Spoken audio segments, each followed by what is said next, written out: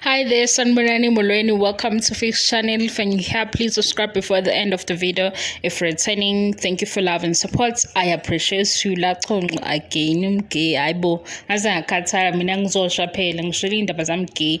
Nibonile le video le abeku my story banibani khona lapho bexoxa ngestory sakhe. Ngoba ne video ke ngiyenze before leyo. Umgay uyabona ama comments, uyabona izinto ezisho abantu futhi uya-understand.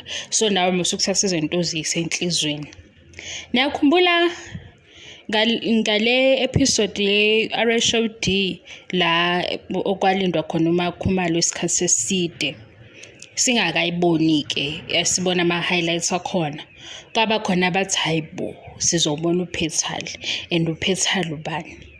Hayi khuluma iqiniso nini. Makuthiwa uPetal sonke sacabanga ukuthi kuzongena abasekhaya elikhulu noma sizobona umuntu omkhulu noma nje kuzovela ecula national anthem.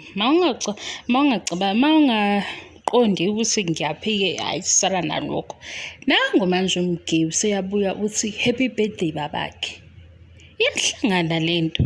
Yabona le story samgay aphinda aba engaged kudlule ungapheli ngisho 6 months akasashadile hayi kunjani hayi. Le njabulo kamgay ihamba noPetal. And uPetal ngathi sesiyambona ukuthi uPetal ubani kahle yikho nje lobe ngithi mina ngiyawusola ukuthi ushadile kodwa umshado waba nabantu abathembekile, abantu abahloniphayo ngoba labantu abakwazanga ngisho ukuputshuza isithombe esisodwa. Yayibona into enjalo ngoba phela ikhona imishado yabantu abadumile uthola ukuthi bengaziwa sekubonakala isithombe ku social media siyaphuma indaba kuthiwa hayi ubeshada ngeweekend ubani. La kwabizwa nje izihlobo ezithembekile, izihlobo zangempela. Kwathiwa amafoni cha necamera asifuni. Sisemcimbini siyaqeda umcimbi kuphelela lapho. Hayi nangempela kwenzeka umcimbi ngoba ngisho uGoogle akayazi le ndaba. Google akayazi. Kodwa bakhona abantu engibathembile mina abake besebenzisane noLaC. Banokusifaka isibongo sasekhaya elikhulu mase ngithi kanjani? Khona nje wathi Ndlunkulu LaConco khaya elikhulu.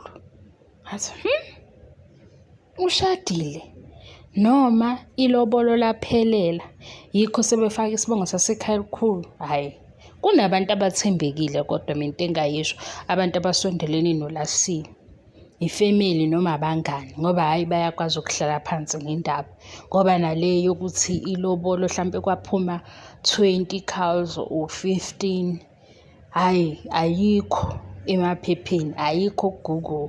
Kodwa ngisho lena ke kwelinye futhi ikhaya elikhulu sike sezwe nje ukuthi balobole ngeenkomo kuphuma ilobolo leinkomo ezu25. Kwaphuma nje futhi amavideo elandelana ukuthi bekwenzakalani kuleli linye ikhaya elikhulu. Ngithi eKZN nje iwu2 imndeni noma ngithi families isiZulu sizongenza ngahloniphi kodwa iwu2 imndeni eKZN noma ngithi indawo la sicontrolwa khona. Yabo mawuyinto yasekhaya elikhulu iyami South Africa. Mase ukuthi le enye ke esiqhatha ke nabahlali base South Africa kuthiwe hey amaZulu wona acabanga ukuthi angcono kanjani futhi amasiko abo abalekile. Hayibo abantu mabehlonipha into eyigugu bona bayihlonipha ngoba beyithanda. Sengisho ngapha ke ebukhosini futhi nalapho ngiyasaba ke mina ukukhuluma ngifuna ukuboshwa. Mase uthi ngapha ekhaya elikhulu ke siyazi ukuthi umuntu omkhulu lo South Africa. Ngeke indaba zihlale zingabhali ngaye, ngeke indaba zingalandeli. Ngibona nje nayo lento yendlu ukuthi abantu abayibuki ngamehlo amabili. Bagxile kule security ukuthi hayi security phela kunengane safety kwasho kanjani.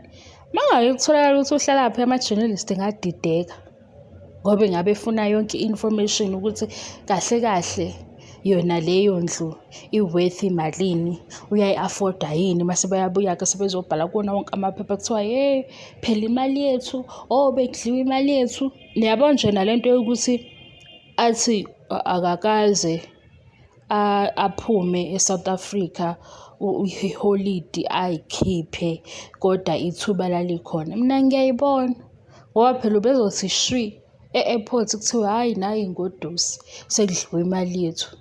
Aphinde futhi ashone kwenye indawo kuthiwa thina silambele endaweni ethile, yena usemaholidini. Uyabona? Ngenxa yokuthi phela u-attached kumuntu omkhulu. So nani nje niyazenzisa futhi manibuye nithi abantu abantu bayakhuluma okunjani. Ngeke behlale bengakhulumi. Manje nje ngithi kuyabonakala ukuthi kunenkinga le e-KZN, isimo sibi. Imuphi umuntu abalindele ukuthi akhulume abantu? U-president. Ngoba u-president uyena muntu omkhulu ezweni lakhe.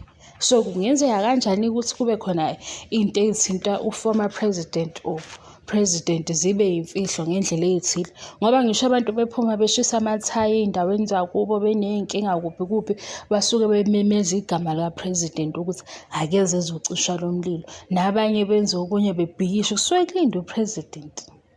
Uyayibona? Ukuba u-president nje into enkulu kabi. Inkulu ukudlula osomabhizinisi abaney'mali ey'phezulu, ngoba izwe lonke lithi baba ku-president.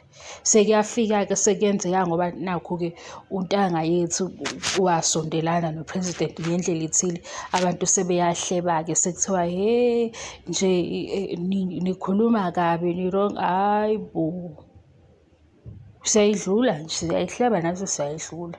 Njengoba namanje sisabhizi ukuthi ubani-ke lo president omunye sekuthiwa nabo bebhizi nama-slay queen, owala e-South Africa noma owase-Afrika, unjani? Ngoba zizwile ukuthi hayi bo, uyathinteka. Hhayi, abazali bethu, lapho obaba bethu bayay'gila iy'manga. Ugcina ususaba nje ukuthi uzothini ngoba nejele nalo uyaboshwa phela la ku-social media uma uzokhuluma iy'ndaba ongazazi. Iminingi imithetho ephumile. Manje ngiyabona nje ukuthi hhayi khona siyababaza nje, kodwa asibabazi ngendlela yokuthi sikhulume kakhulu ngoba sizofakwa ejele. Futhi mina ngiyabona nje ukuthi ijele ngathi liyakenteza nje, ngathi libiza igama lami ngalezi iy'ndaba ezilokhu ngihlangana nazo ngenxa yale YouTube. Noma kumele ngishintshe into engiyenzayo ngeke. Yabo? Uma ngiyenze nje i-research yami noma ngi-search iy'ndaba engiy'tholayo zizongifaka ejele.